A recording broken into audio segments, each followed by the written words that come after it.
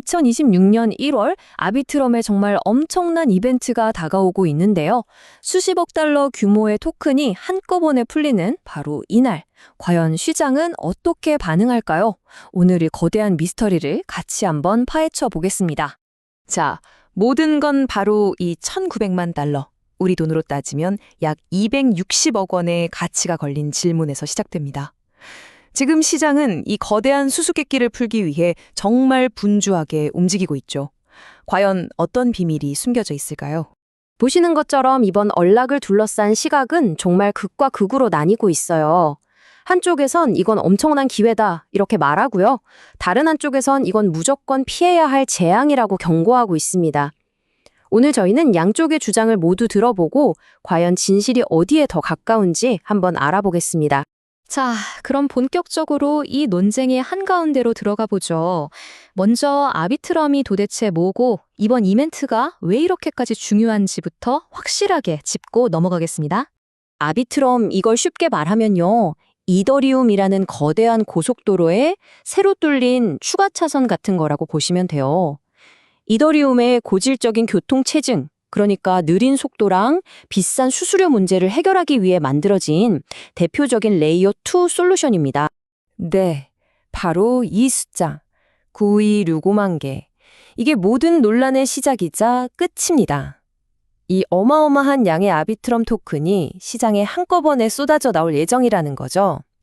이게 전체 유통량의 거의 2%에 달하는 물량이니까 시장에 정말 거대한 파도를 일으킬 수도 있는 겁니다. 자, 그럼 먼저 긍정적인 쪽 얘기부터 한번 들어볼까요?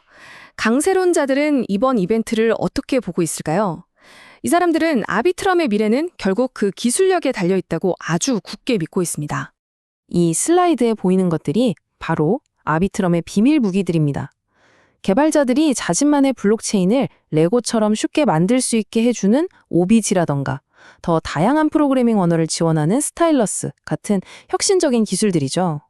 바로 이런 기술들 덕분에 아비트럼은 이미 시장에서 막강한 영향력을 보여주고 있는 거고요. 그리고 이게 정말 결정적인데요. 미국의 그 유명한 증권 앱 로빈후드가 아비트럼의 기술을 선택했다는 사실입니다. 이건 아비트럼의 기술력이 업계 최고 수준이라는 걸 명확하게 보여주는 사례라고 할 수 있겠죠.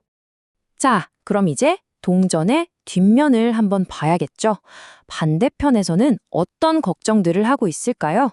투자자들을 잠 못 들게 하는 즉각적인 위험 요소들과 구조적인 문제들을 하나씩 살펴보겠습니다. 다시 한번 이 숫자를 보시죠.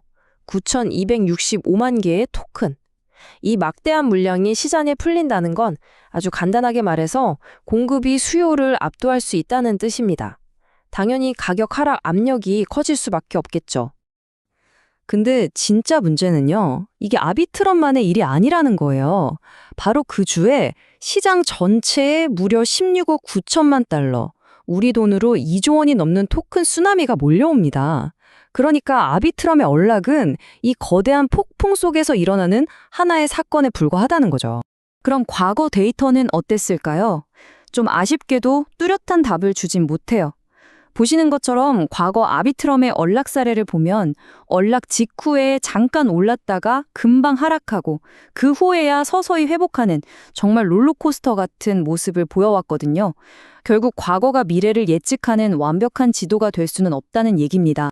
게다가 약세론자들은 아비트럼 내부의 약점도 콕콕 집어내고 있어요. 첫째, 거래 순서를 처리하는 핵심 시스템이 중앙화되어 있다는 점. 둘째, 과거에 있었던 보안 사고의 기억. 그리고 셋째, 현재 가격이 예전 최고점에 비해 한참 낮다는 사실. 이 모든 게 투자자들의 불안감을 키우는 요인이 되고 있습니다. 상황이 이렇다 보니까 기술적 지표, 그러니까 데이터마저도 우리를 엄청 헷갈리게 만들고 있습니다. 상승 신호랑 하락 신호가 막 뒤섞여서 나오고 있거든요. 데이터는 과연 우리에게 뭘 말해주고 있는 걸까요? 직접 한번 확인해 보시죠. 이 표를 한번 보세요. 지금 시장이 얼마나 혼란스러운지 딱 보여주거든요. 마치 의사 두 명이 한 환자를 두고 서로 다른 진단을 내리는 것 같아요.